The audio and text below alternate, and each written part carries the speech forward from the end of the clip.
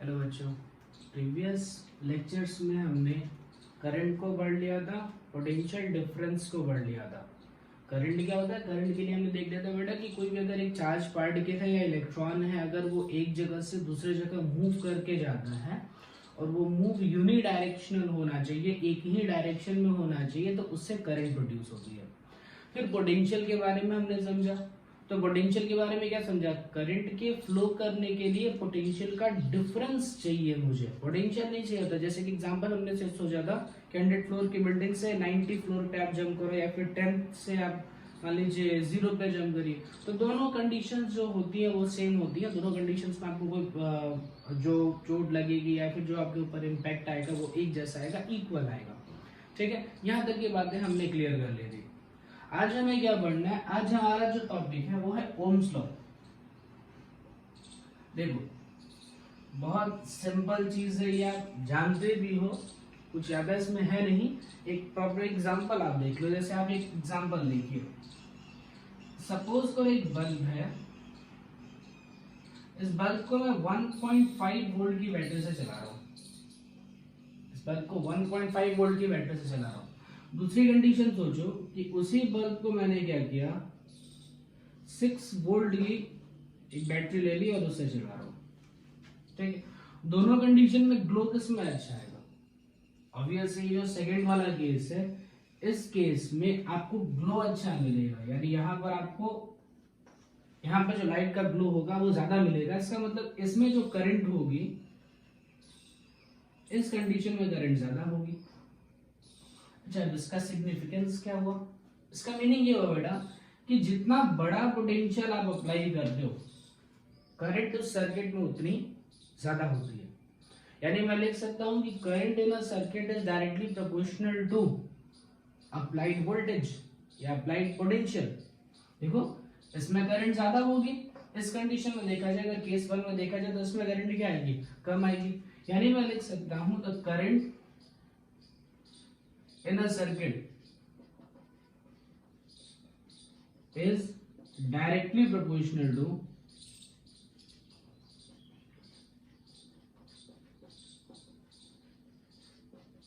applied potential। अब देखो, यहां पर सर्किट होना, अब इसमें थोड़ा सा चेंजेस करेंगे। यहां पर सर्किट होना जरूरी नहीं होता है। मान लो कोई वायर है, उस वायर में भी अगर मैं बैटरी लगा दूं, अगर इस वायर में भी सिंपल एक आप बैटरी लगा दीजिए तो इसमें करंट फ्लो करना स्टार्ट कर देगी। ठीक है, तो क्या होगा? इसको हम वायर जो अगर बोल रहे हैं, तो ये सर्किट की जगह पर आपको यहां पर रखना चाहिए इन a conductor.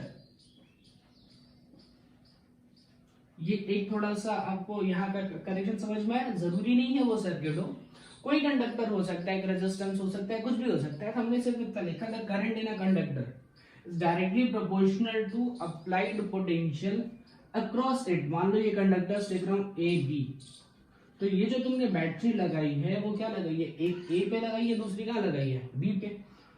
The current in a conductor is directly proportional to applied potential across it। ठीक है, ये इसका एक स्टेटमेंट है। ये स्टेटमेंट आप ऐसे ओम्स लॉ के वैसे देखा जाए तो 3 स्टेटमेंट आते हैं। ये पहला स्टेटमेंट है। ठीक है, इसके स्क्रीनशॉट ले लीजिए, फिर हम इस स्टेटमेंट को थोड़ा सा और डिफाइन करते हैं, थोड़ा सा और आगे बढ़ते हैं। ये स्टेटमेंट आपको बाय हार्ट याद होना चाहिए। ठीक है, ठीक है, देखो एक्सप्रेशन, ये आपको इसका मैथमेटिकल एक्सप्रेशन कैसे लिखना होगा, स्टेटमेंट याद रखेंगे बेटा। The current flowing in a conductor is directly proportional to applied potential across it. Potential के लिए वो क्या वर्ड यूज करते हैं? V। पोटेंशियल के लिए अगर सिंबल यूज करते हैं तो V यूज करते हैं, करंट के लिए सिंबल यूज करते हैं I। ध्यान से चीजें रख लीजिएगा बेटा। पोटेंशियल के लिए हम लोग यूज करते हैं V, करंट के लिए यूज करते हैं I। अब स्टेटमेंट में क्या था? Current flowing in a circuit is directly proportional to applied potential, यानी कि जो पोटेंशियल है और जो करंट है वो आपस में डायरेक्टली प्रोपोर्शनल में है। ठीक है, अब प्रोपोर्शनलिटी का साइन हटाओ तो पोटेंशियल इज इक्वल टू, यहां पर एक कांस्टेंट आना चाहिए। यहां पर जो कांस्टेंट आता है वो होता है R। R जो है ये कांस्टेंट है, और R को पढ़ते हैं रेजिस्टेंस। देखो होता क्या है, इसमें करेक्शन होता है। आपको इसके प्रीवियस वाले लेक्चर में पढ़ाया गया था कि करंट जो फ्लो करती है वो पोटेंशियल की वजह से नहीं फ्लो करके पोटेंशियल डिफरेंस की वजह से फ्लो करती है। यहाँ पर एग्जैक्टली पोटेंशियल नहीं लिखा जाता है, यहाँ पर लिखा जाता है पोटेंशियल डिफरेंस। तो जैसे डिफरेंस लिखने के लिए हम लोग क्या करते हैं, ऐसा लिखते हैं बेटा डेल्टा वी। जहां पर ये डेल्टा लगाते हैं ना, इसका मतलब होता है दो चीजों के बीच का डिफरेंस। जैसे मान लो मैं आपको ऐसे कुछ बताता हूँ कि एक वायर है, ठीक है, यहाँ का पोटेंशियल मान लीजिए वी ए, इस पॉइंट का पोटेंशियल मान लीजिए वी बी। तो पोटेंशियल डिफरेंस कितना आ जाएगा, ये पोटेंशियल डिफरेंस के लिए डेल्टा वी लिखते हैं, ठीक है। ऐसे ट्रायंगल बनाना है आपको, डेल्टा वी। तो potential difference is equal to क्या हो जाएगा, V A minus V B. तो ध्यान रहे बेटा, करंट जो फ्लो करती है वो पोटेंशियल की वजह से नहीं है। जैसे मान लीजिए यहाँ पर मैं बात कर लूँ कि यहाँ पर 100 वोल्ट है और यहाँ पर बात कर लूँ कि यहाँ पर 102 है, तो डिफरेंस कितने का आएगा, सिर्फ और सिर्फ 2 वोल्ट का। यानी जो करंट फ्लो करेगी वो 102 या फिर 100 के अकॉर्डिंग नहीं फ्लो करेगी। वो करंट जो फ्लो करेगी वो 2 वोल्ट के क्रॉस फ्लो, 2 वोल्ट के अकॉर्डिंग फ्लो करेगी। यानी यहाँ पर अगर हमें चेंज करना होता है तो यहाँ लिखा जाता है बेटा डेल्टा वी, ठीक है। V is equal to I R, बहुत इंपॉर्टेंट रिलेशन। ये चीज आपको कई जगह यूज की जाएगी, आगे जितनी सर्किट हम सॉल्व करेंगे वहां पर यही यूज करेंगे, V is equal to I into R. ये ओम्स लॉ का एक स्टेटमेंट है। एक और स्टेटमेंट लिखा जाता है बेटा, जैसे आप करंट को यहाँ नीचे ट्रांसफर कर लो तो क्या बन जाएगा, delta V divided by I is equal to R. यानी कि ये देखो, दो नंबर्स को डिवाइड किया तो एक रेशियो हुआ, the ratio of potential difference to the current is constant। R भाई हमारे क्या है, R रेजिस्टेंस, रेजिस्टेंस क्या होता है, कांस्टेंट। इसका मतलब इसका एक और स्टेटमेंट लिखा जा सकता है, the ratio of potential difference to current is constant। ये भी स्टेटमेंट लिखा जाता है, ठीक है। ये सेकंड स्टेटमेंट है, आप ओम्स लॉ के लिए ये सेकंड स्टेटमेंट भी याद रख सकते हो, ठीक है। ये भी एक स्टेटमेंट आप याद रख सकते हैं। एक और स्टेटमेंट मैं आपको बताऊंगा, ठीक है, वो भी ध्यान देना होगा, लेकिन वो थोड़ा सा आगे। अभी हमें रेजिस्टेंस को क्लियर करना है कि जो कांस्टेंट की वैल्यू है, ये जो रेजिस्टेंस है, रेजिस्टेंस क्या होता है, किसी वायर में रेजिस्टेंस कैसे डेवलप होता है, ठीक है। इसका स्क्रीनशॉट ले लो, उसके बाद से हम रेजिस्टेंस को डिस्कस करें। चलिए लोड हो गया, इसके आगे देखते हैं। देखो आपको पहले समझना पड़ेगा कि रेजिस्टेंस क्या है।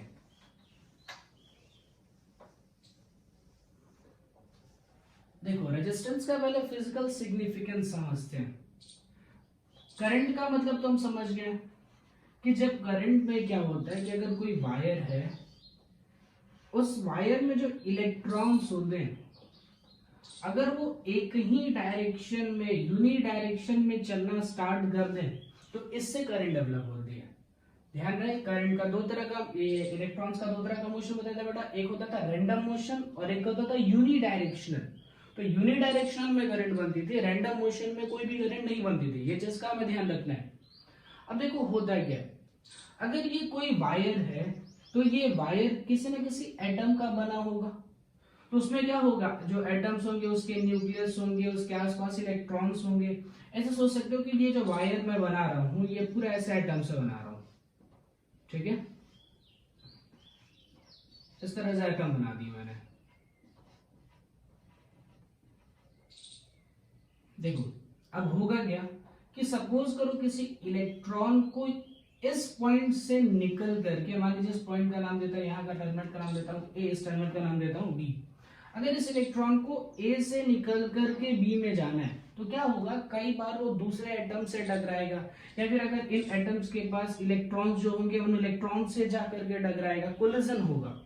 तो जैसे मान लो यहाँ पर इसकी स्पीड कुछ रही होगी, सपोज कीजिए 40 मीटर पर सेकेंड, 40 सेंटीमीटर पर सेकेंड, मान लो ऐसा कुछ रहा होगा, 40 सेंटीमीटर पर सेकेंड की स्पीड से चल रहा होगा। जैसे ही ये किसी एटम से टकराया, एटम से टकराते उसकी स्पीड कम हो जाएगी, फिर से स्पीड बढ़ेगी, फिर से किसी दूसरे एटम से टकराएगा, फिर से उसकी स्पीड कम होगी, फिर किसी तीसरे एटम से टकराएगा। मींस ये सारे एटम जो हैं इलेक्ट्रॉन को आगे जाने से रोक रहे हैं। रेजिस्टेंस का एक फिजिकल सिग्निफिकेंस होता है, आप ऐसे समझ सकते हो, कई बार ऐसा कहा जाता है कि you are providing a resistance in my path. जैसे क्लासरूम है, उस क्लासरूम में बच्चे बैठे हुए हैं, पूरा एकदम रैंडमली आराम से बैठे हुए हैं, कोई ऐसा एक्चुअल में जाने का रास्ता नहीं है, और क्या करना है, टीचर को उस क्लासरूम के स्टार्टिंग से लेकर के एंडिंग पॉइंट तक पहुंचना है। मतलब वो जो स्टूडेंट बैठे हुए हैं, they are providing a resistance in the path of a teacher. उसमें क्या हुआ, टीचर को अगर एक जगह से दूसरी जगह चल के जाना है, तो वहां पर जो बच्चे हैं जो बैठे हुए हैं वो क्या कर रहे हैं, they are providing a resistance. बार बार क्या होगा, टीचर किसी न किसी बच्चे को हटाएगा, उनसे जाके टकराएगा, तो वो सारे बच्चे टीचर के लिए एक रेजिस्टेंस का काम करते हैं। रेजिस्टेंस का मतलब होता है, इसको हिंदी में अगर ज्यादा समझना चाहोगे तो उसका मतलब होता है किसी चीज को रोकना, अवरोध, रोक देना। ठीक है, रेजिस्टेंस का मतलब होता है कि आपके फ्लो को, इलेक्ट्रॉन अगर ऐसे फ्लो करके जा रहा है तो उसके फ्लो को कोई ना कोई स्टॉप करे, कोई ना कोई उसको रेजिस्ट करे। ये रेजिस्टेंस का एक फिजिकल सिग्निफिकेंस होता है। रेजिस्टेंस क्या होता है, ये रेजिस्टेंस आपको मीनिंग क्लियर हुई कि वो जो इलेक्ट्रॉन्स होते हैं वो किसी एटम से जाकर के टकराते रहते हैं, इस वजह से उनकी स्पीड में कमी आती है और वो प्रॉपर एक फ्लो में जैसे फ्लो करना चाहिए वैसा नहीं कर पाते हैं। और रेजिस्टेंस को हम लिखते कैसे हैं, देखिए रेजिस्टेंस को लिखा जाता है R से। इसका जो सिंबल होता है, जैसे सर्किट सिंबल्स में क्या होते हैं, बैटरी को बनाने के लिए आप इस तरीके से बनाते हो, बल्ब को बनाने के लिए आप इस तरीके से बनाते हो, रेजिस्टेंस को बनाने के लिए क्या होता है, स्पाइक्स बनाए जाते हैं, ऐसे अप्स एंड डाउन, इस तरीके से स्पाइक्स बनाए जाते हैं, इस तरीके से बनता है, उसको कहते हैं रेजिस्टेंस। ठीक है, और रेजिस्टेंस का ये सिंबल हो गया बेटा। रेजिस्टेंस की यूनिट होती है, यूनिट होती है ओम, ओम्स लॉ के अकॉर्डिंग है, इसलिए इसकी रेजिस्टेंस की यूनिट हमने लिखी ओम। ओम का सिंबल होता है, भगवान का नाम है तो शिवलिंग बना दो। ठीक है, ओम का जो सिंबल होता है वो ऐसा होता है।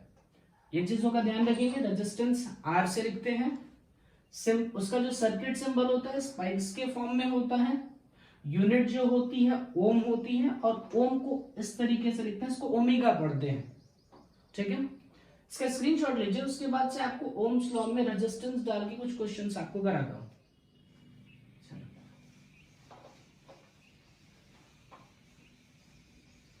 देखो ओम्स लॉ के न्यूमेरिकल कैसे आते हैं। रेजिस्टेंस का एक मतलब तो आपको समझ में आ गया होगा। देखो बेटा, रेजिस्टेंस मतलब कहीं ना कहीं जो एटम्स होते हैं वो इलेक्ट्रॉन्स को अपोज कर रहे हैं, उसको आगे फ्लो नहीं होने दे रहे हैं। अब हर एक चीज एटम की ही तो बनी है, यानी रेजिस्टेंस सब चीजों का होगा। इवन एक वायर अगर हम लेते हैं तो उस वायर का रेजिस्टेंस होगा, एक बल्ब का रेजिस्टेंस होगा, एक एसी, एक फैन, आप कुछ भी लीजिए, हर एक चीज एटम से ही बनी होगी, यानी हर एक चीजों का रेजिस्टेंस होना ही होना है। ठीक है, चला एक ओम्स लॉ पे एक क्वेश्चन करके देखते हैं, रेजिस्टेंस कैसे होता है, बल्ब का भी रेजिस्टेंस होता है। चलो फाइंड करके देखते हैं क्या है। मान लो मैं ऐसा बोलूं कि एक बल्ब है, ठीक है, इस बल्ब में हमने क्या किया, एक बैटरी लगा दिया। बताया अभी भी बल्ब का खुद का रेजिस्टेंस होता है बेटा। मान लो इस बल्ब का जो रेजिस्टेंस है वो कुछ 20 ओम, इसको इस तरीके से भी लिखा जा सकता है। जैसे रेजिस्टेंस के लिए सिंबल हमने कैसे बनाया, ऐसे स्पाइक्स के फॉर्म में। तो अगर आपका बल्ब नहीं बनाया गया, इंस्टीट्यूट ऑफ अगर रेजिस्टेंस डायरेक्ट लिखा है, तो आप इस तरह का सिंबल ही बना सकते हो, कोई बहुत बड़ा काम नहीं है। यहाँ पर इस तरीके से भी इसको बनाया जा सकता था। देख लो, मान लो वोल्टेज अगर हमने लिखा 6 वोल्ट, यहाँ पर वोल्टेज 6 वोल्ट लिखा, दोनों डायग्राम एक ही जैसे, यहाँ का रेजिस्टेंस भी कितना 20 ओम और इसका वोल्टेज कितना 6 वोल्ट। आपसे कह रहा है कि find current in the circuit, इस सर्किट में फ्लो होने वाली करंट को फाइंड आउट करिए। ओम्स लॉ यूज करते हैं। ओम्स लॉ क्या कहता था, the current flowing in a circuit is directly proportional to applied potential, यानी कि जो पोटेंशियल होता है, वो जो करंट होती है, वो दोनों आपस में डायरेक्टली प्रोपोर्शनल होते हैं। ध्यान रहे, पोटेंशियल की जगह पर हमने थोड़ा सा चेंज किया था, क्या यहां पर कर दिया था, डेल्टा बना दिया था। इसको हमने क्या पढ़ा था, पोटेंशियल का डिफरेंस। ठीक है, अब 6 वोल्ट की बैटरी है, इसका मतलब भी आपको समझाया था कि अगर एक 6 वोल्ट की बैटरी है तो लंबे वाले पॉइंट को, जो हमने लंबी जैसे डंडी बना दी, इसको क्या कहते हैं, हाई पोटेंशियल, और इधर वाले को क्या कहते हैं, लो पोटेंशियल। तो हाई पोटेंशियल और लो पोटेंशियल के बीच का डिफरेंस कितना होगा, 6 वोल्ट। ये बैटरी का मीनिंग आपको समझाया था पोटेंशियल वाले, इसके पहले वाले लेक्चर में, जिसमें हमने पोटेंशियल को डिस्कस किया था। इसका मतलब पोटेंशियल डिफरेंस कितना आ जाएगा, 6। प्रोपोर्शनैलिटी का साइन हटाते हैं तो एक कांस्टेंट आता है R इंटू आई। रेजिस्टेंस की वैल्यू कितनी दी गई है आपको क्वेश्चन में 20, यहाँ हटा दीजिए, 20 को ट्रांसफर करोगे तो नीचे आ जाएगा, यानी करंट की वैल्यू कितनी आ जाएगी 6 डिवाइडेड बाई 20। तो I इज इक्वल टू कितना है बेटा 3/10 यानी कितना 0.3 एम्पियर करंट की यूनिट। तीनों चीजों को ध्यान रखेंगे, मैं तीनों चीजों को लिख देता हूं। तीन चीजें यहाँ पर क्या क्या है, रेजिस्टेंस है, वोल्टेज है और करंट है। R is resistance, V potential difference या पोटेंशियल, और I जो है वो है करंट। ठीक है, यूनिट्स रेजिस्टेंस के लिए यूनिट बेटा ओम, पोटेंशियल डिफरेंस के लिए बेटा वोल्ट, और करंट के लिए बच्चे एम्पियर। एम्पियर को लिखते हैं ए से, वोल्टेज को लिखते हैं वी से, ओम के लिए शिवलिंग बनाते हैं। ठीक है, इसका एक स्क्रीनशॉट लीजिए, उसके बाद कुछ एक दो अच्छे क्वेश्चन आपको करा देता हूं। हो गया, नोट कर लिया। देखो एक दो क्वेश्चन सॉल्व कर लेते हैं, जल्दी जल्दी करते हैं, छोटे छोटे क्वेश्चन से, बहुत सारे हो सकते हैं। जैसे मान लीजिए मैं आपसे क्या कर लूं कि एक सर्किट है, इस सर्किट में रेजिस्टेंस की वैल्यू सपोज कर लीजिए 10 ओम। ठीक है, करंट की वैल्यू मान लीजिए 2 एम्पियर। आपसे पूछ ले अप्लाइड पोटेंशियल क्या होगा, डायरेक्ट यूज कीजिए, कितना हो जाएगा बेटा V is equal to I into R। तो V आपको फाइंड आउट करना, I की वैल्यू कितनी 2, R की वैल्यू 10, तो वोल्टेज कितना आ गया 20, यूनिट क्या रहेगी वोल्ट। वोल्ट को भी किसे लिखते हैं V से। ठीक है, देखो एक क्वेश्चन ऐसा देखिए आप, सपोज करो एक रेजिस्टेंस है, यहां का पोटेंशियल VA दिया गया है 20 ओम, सॉरी 20 वोल्ट। ठीक है, यहां VB, इसका पोटेंशियल मान लीजिए 40 वोल्ट। मैं आपसे पूछूं करंट कितनी होगी और उसका डायरेक्शन क्या होगा। ठीक है, देखो होता है क्या बेटा, करंट जो फ्लो करती है हमेशा हाई पोटेंशियल से लो पोटेंशियल की तरफ फ्लो करती है। आपको पोटेंशियल का मतलब भी सिखाया था, पोटेंशियल को कभी भी सोचना है तो आपको हाइट के हिसाब से सोचना होगा। हाइट के अकॉर्डिंग देखिए आप क्या कर सकते हैं, मान लीजिए एक टंकी है, ऐसा हमने उसमें टैंक में ऐसे पानी भर दिया। ठीक है, इसको किसी हाइट पे लगा दिया और ये पानी ऐसे नीचे गिर रहा है। ठीक है, अब क्या होगा, हाइट जितनी ज्यादा होगी पानी का फोर्स उतना ज्यादा आता है। यानी कि अगर हम देखें किसका पोटेंशियल, यानी आप जैसे एक पढ़ रखे हो gravitational potential MGH, gravitational potential energy, 9th पे आपने पढ़ा होगा। देखो वैसे ही करो कि ग्रेविटेशनल पोटेंशियल एनर्जी जितनी ज्यादा होगी पानी उतना फास्ट गिरेगा।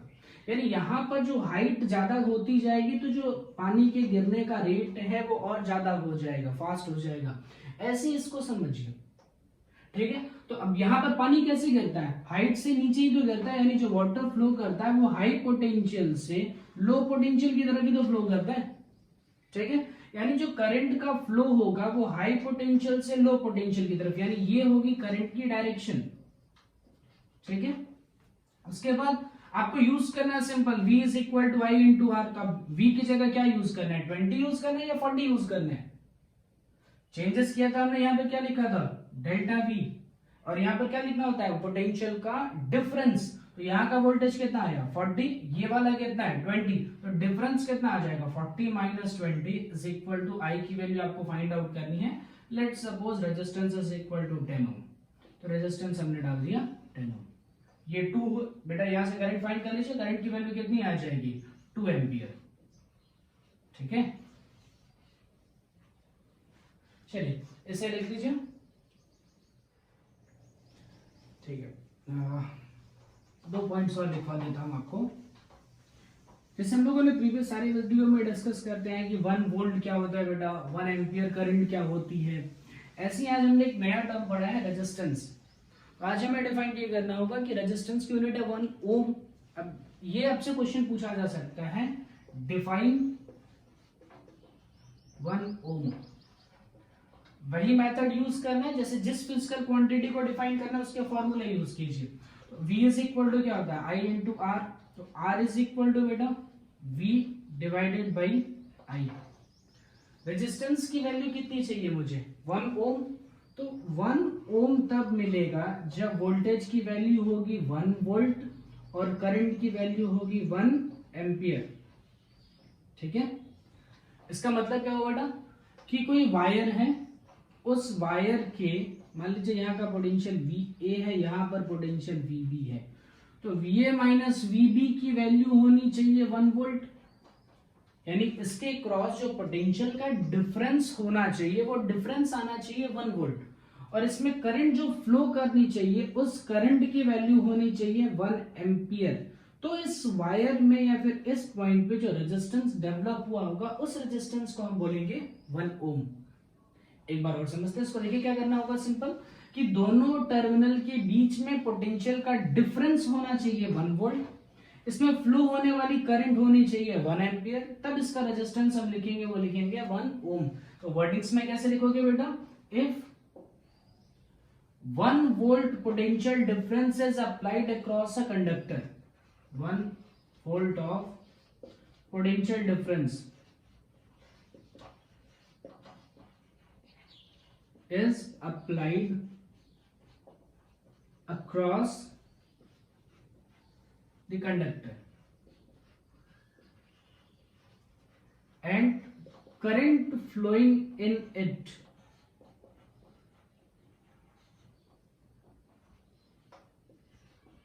is 1 ampere. देखो इतना लिखा ना हमने, पोटेंशियल डिफरेंस कितना लगाया 1 वोल्ट, और उसमें जो करंट फ्लो कर रही है वो करंट हमने कितनी लिखी 1 ampere. The potential applied potential difference is 1 volt. The current flowing in the conductor is 1 ampere. Then resistance of conductor is defined as 1 ohm. ठीक है, ये हमारा आज का टॉपिक। और आज के होमवर्क में आपको 2 क्वेश्चंस सॉल्व करने हैं एग्जाम्पल के। एग्जाम्पल नंबर 12.3 एंड 12.4 जो ओम्स लॉ पे ही बेस्ड है, सिंपल फॉर्मूले पे है। ये 2 एग्जाम्पल्स आपको आज होमवर्क में सॉल्व करने हैं। आज के लिए यही कंप्लीट करते हैं। Thank you.